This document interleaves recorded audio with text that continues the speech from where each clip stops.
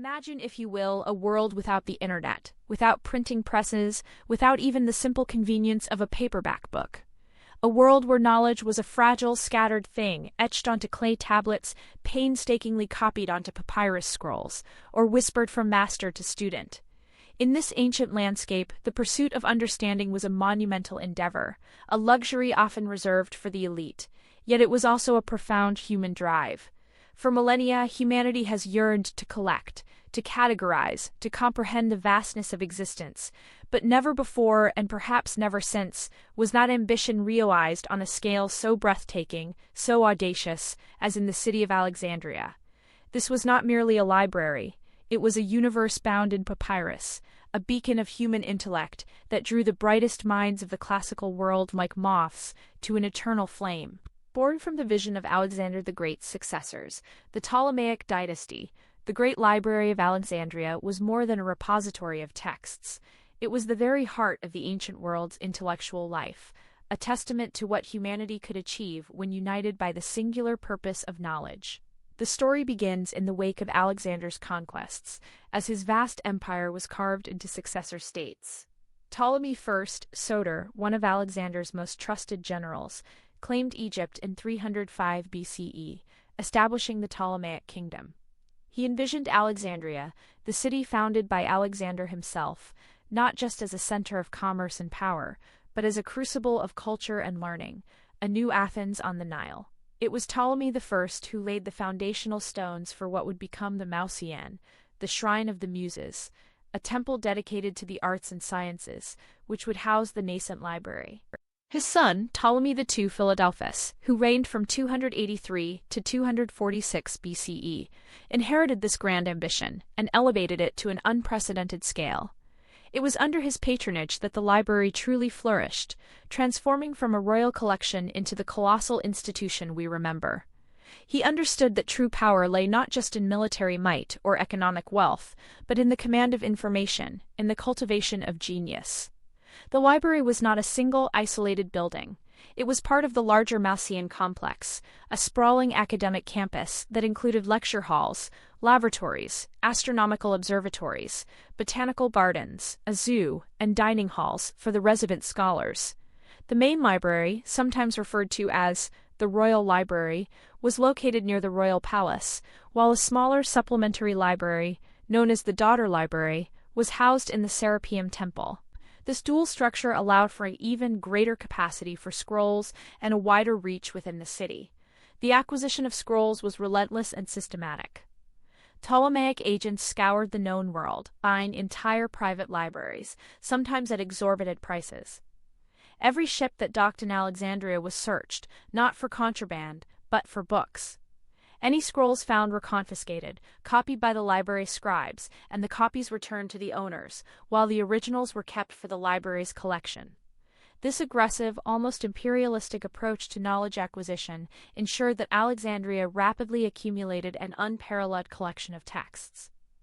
Estimates vary wildly, but at its zenith, the library is believed to have housed anywhere from 400,000 to 700,000 papyrus scrolls. To put this into perspective, each scroll might contain a single work or a part of a larger one. Imagine shelves upon shelves, rooms upon rooms, filled with these rolled cylinders, each representing years of human thought, discovery, and artistic expression. The sheer physical scale of this repository, in an age before mass production, is almost incomprehensible. But the true marvel of Alexandria was not just the quantity of its scrolls, but the quality of the minds it attracted and nurtured. The Mausoleum was a sort of proto-university, a research institute where scholars were paid generous stipends, provided with accommodation, and granted freedom from taxes and military service. Their sole mission was to read, to research, to teach, and to create new knowledge. It was an unprecedented investment in pure intellectual pursuit, a sanctuary for the curious, a forge for innovation. Here, in the sun-drenched courtyards and hushed reading rooms, the greatest minds of the Hellenistic world converged. Euclid, the father of geometry, likely taught and wrote his seminal work, The Elements, within these very walls, laying down principles that would shape mathematics for millennia. Eratosthenes, the chief librarian in the 3rd century BCE, calculated the Earth's circumference with astonishing accuracy using simple geometry and observation, and also devised the first system of longitude and latitude. He was a polymath in the truest sense, a geographer, historian, astronomer, and poet. Archimedes, though not a permanent resident, corresponded extensively with Alexandrian scholars and visited the library, drawing inspiration and contributing to its intellectual ferment. His work on mechanics, hydrostatics, and mathematics profoundly influenced the era. Hipparchus, another brilliant astronomer, catalogued over 1,000 stars and developed the concept of trigonometry, significantly advancing our understanding of the cosmos.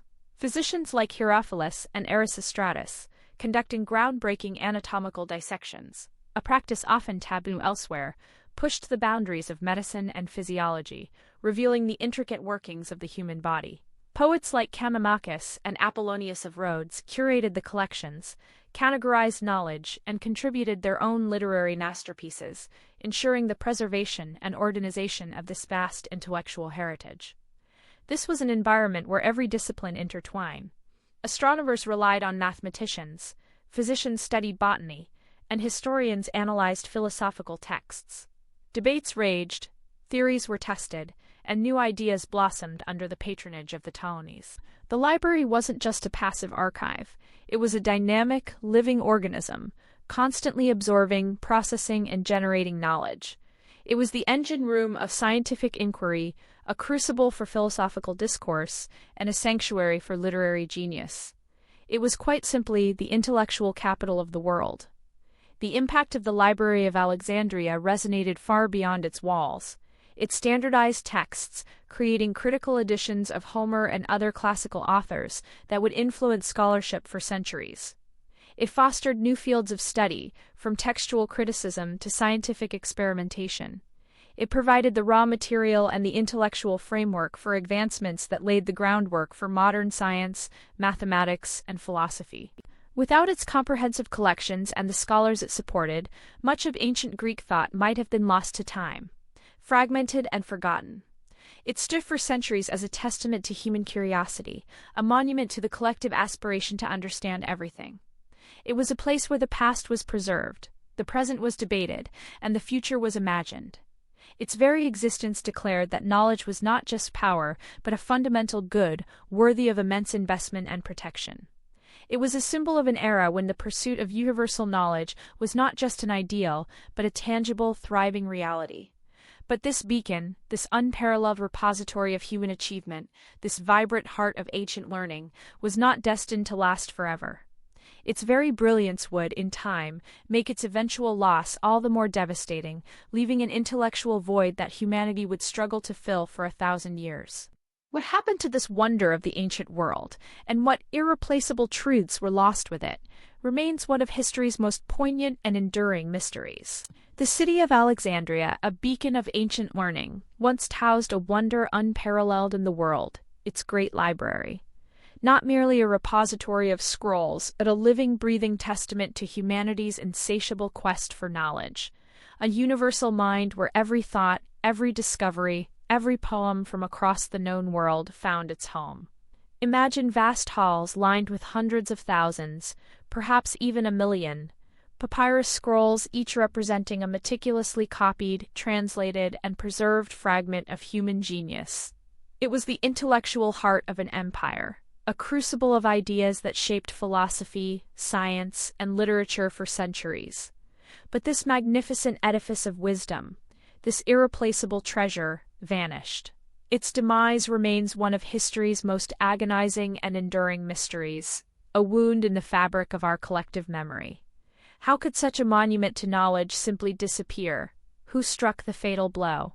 The precise moment, the definitive perpetrator of its destruction, remains shrouded in conflicting accounts, tantalizing fragments of truth, and the dense fog of political and ideological strife. Was it a tragic accident of war, an unintended casualty of ambition? Or was it a deliberate, calculated act of erasure, a brutal testament to the power of ignorance and intolerance? For centuries, historians, scholars, and dreamers have grappled with these questions, sifting through sparse evidence, trying to reconstruct the inferno that consumed the ancient world's greatest treasure.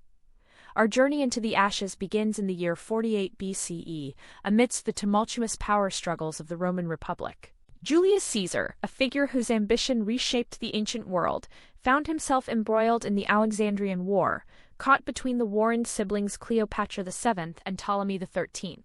Caesar, with his relatively small Roman force, was trapped in the city's royal quarter, his situation precarious.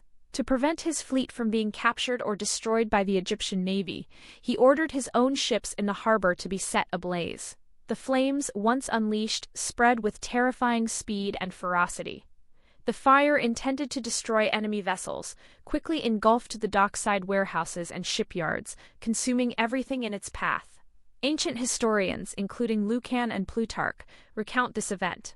Lucan, writing in the 1st century CE, vividly describes the conflagration, stating that the library's treasures were consumed by the Roman flames. Plutarch, a century later, noted that the fire burned the great library. Dio Cassius also mentions the destruction of books and scrolls during Caesar's campaign. This narrative paints a picture of accidental yet catastrophic loss, a collateral damage of war, where the pursuit of power inadvertently annihilated invaluable knowledge. Yet this theory presents a significant challenge. If Caesar's fire truly annihilated the great library, how do we account for the fact that the Library of Alexandria, or at least a significant portion of its collection and reputation, continued to be referenced and utilized for centuries afterward? Scholars like Strabo, who visited Alexandria around 20 BCE, long after Caesar's fire, described the Maceon, the research institution that housed the library, as still flourishing. Later Seneca, writing in the 1st century CE, lamented the destruction of 40,000 books during a fire in Alexandria, but this figure is far less than the hundreds of thousands believed to comprise the main collection. It suggests that while Caesar's fire undoubtedly caused immense damage, likely destroying vast quantities of scrolls stored in annexes, warehouses, or even a public library near the docks, it probably did not obliterate the entire main collection housed within the Maceon itself. The heart of the library, it seems, beat on, albeit perhaps with a diminished pulse. Centuries later, a new chapter of destruction unfolded, driven not by the exigencies of war, but by the fervent ideological clashes of a changing world. By the late 4th century CE, the Roman Empire had embraced Christianity, and paganism, once the dominant faith, was in decline, often violently suppressed. Alexandria, still a vibrant intellectual center, became a crucible of religious tension. In 391 CE, under the edicts of Emperor Theodosius I, which outlawed pagan worship, the Christian patriarch Theophilus of Alexandria orchestrated the destruction of the Serapeum. This magnificent temple to Serapis was not merely a religious site, it also housed a significant daughter library, a public annex to the Great Library, containing a substantial collection of scrolls. Eyewitness accounts, notably from the historian Rufinus, describe the systematic demolition of the Serapeum. Its statues were toppled, its sacred spaces desecrated, and its contents plundered or destroyed. While these accounts focus on the temple's religious significance, the fate of the scrolls within its library is heavily implied. For many, this event marks the most definitive and documented destruction of a major part of Alexandria's intellectual heritage. The Zealots, driven by a desire to eradicate paganism, made no distinction between a pagan idol and a pagan text. Knowledge deemed heretical or simply non-Christian was seen as a threat, an obstacle to the new order. This era of religious intolerance reached a tragic crescendo with the brutal murder of Hypatia in 415 CE. A brilliant Neoplatonist philosopher, mathematician, and astronomer, Hypatia was a symbol of Alexandria's fading pagan intellectual tradition. She was dragged from her chariot by a Christian mob, led by the lector Peter, and brutally lynched. While not directly a destruction of the library, her murder powerfully symbolizes the violent suppression of independent thought and the demise of the pluralistic intellectual environment that had once defined Alexandria.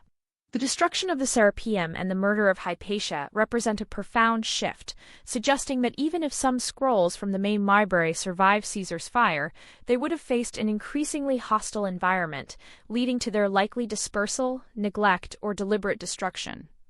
The flame of knowledge was not necessarily extinguished in one great conflagration, but slowly suffocated by the chilling winds of intolerance. Yet another powerful narrative, one that has resonated deeply through history, places the blame for the library's ultimate demise squarely on the shoulders of Muslim conquerors in the 7th century CE. In 640 CE, the armies of the nascent Islamic Caliphate, under the command of Amr ibn al-As, conquered Egypt. The story, popularized centuries later by Arab historians such as Ibn al-Kifti in the 13th century and Abd al-Latif al-Baghdadi in the 12th century, paints a dramatic and devastating picture. According to this account, John Philoponus, a Christian philosopher, appealed to Amr for the preservation of the library's books. Amr, in turn, sought guidance from Caliph Umar. The caliph's response, as famously quoted, was chillingly decisive. If these books are in agreement with the Quran, they are superfluous and need not be preserved, and if they are at variance with the Quran, they are to be destroyed.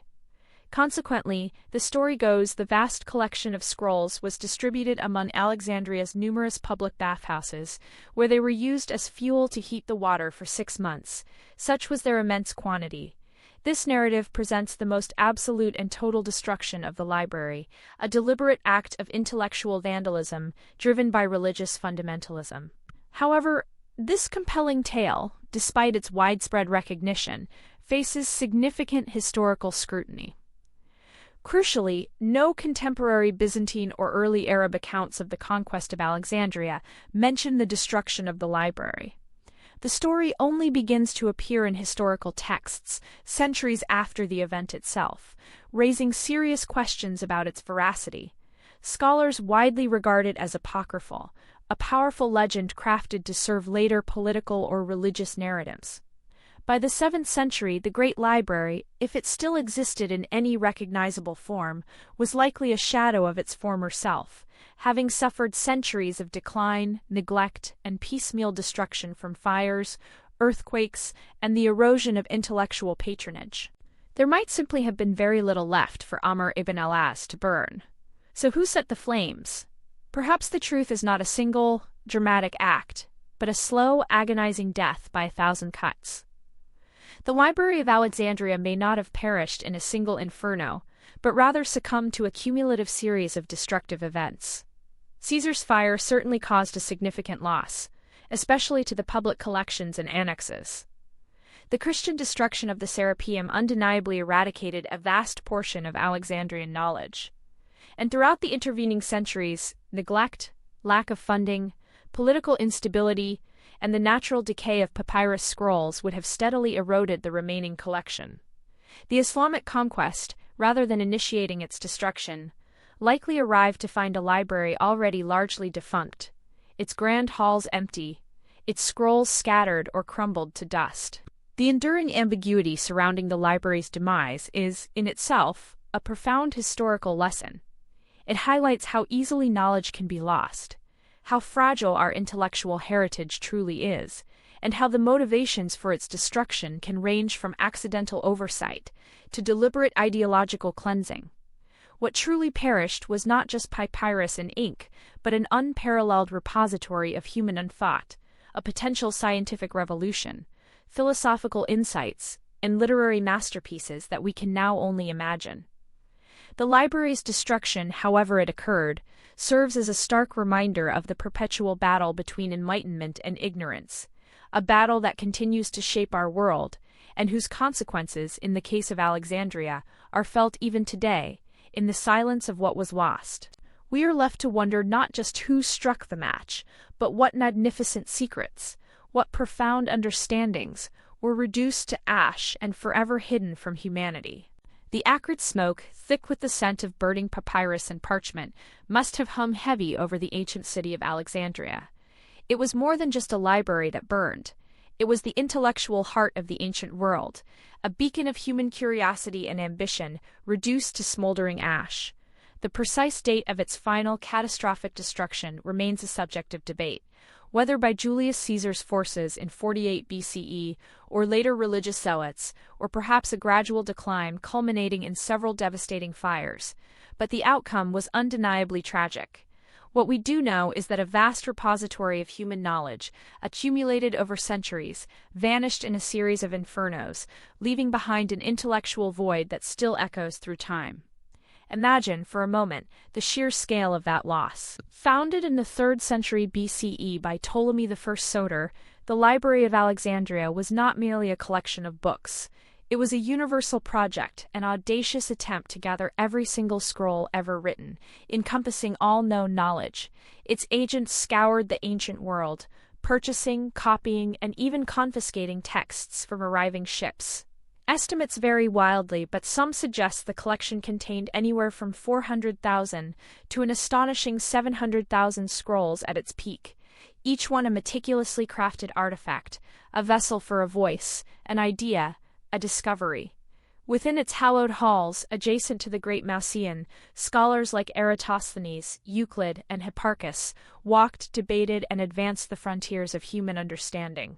Beyond the physical scrolls, beyond the ink and fiber, lay the true tragedy, the unwritten chapters, the knowledge that vanished before it could be fully absorbed, disseminated, or built upon. What secrets, what profound insights, did those ashes conceal? It is a haunting question, a journey into the what-if, an enduring quest to imagine and reconstruct the intellectual treasures consumed by the flames. We are left to piece together fragments, to marvel at the few surviving works, and to speculate on the vast, uncharted territories of thought that were forever lost. Consider the realm of science. We know that Eratosthenes, working in Alexandria, calculated the Earth's circumference with astonishing accuracy, off by only a few hundred miles. But what other astronomical observations? What more detailed star catalogues from Hipparchus? What additional theories of planetary motion were lost? Aristarchus of Samos proposed a heliocentric model of the universe centuries before Copernicus, a radical idea that might have gained traction, and further development had his full works survived. What if the Alexandrian scholars had been on the cusp of understanding gravity, or even rudimentary concepts of physics that would take millennia to rediscover? The Antikythera mechanism, an incredibly complex astronomical calculator from the same Hellenistic period, hints at a level of technological sophistication far beyond what was once assumed.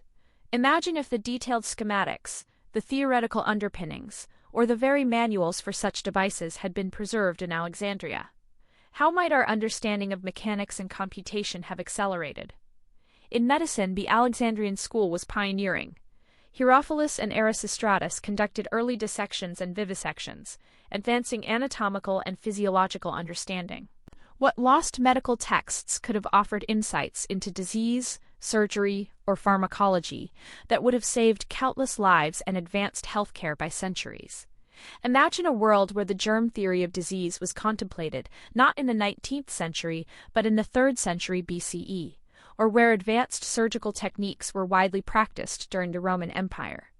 The botanical studies, the detailed classifications of flora and fauna, the understanding of herbal remedies, how much of that rich knowledge simply ceased to exist, forcing future generations to start anew?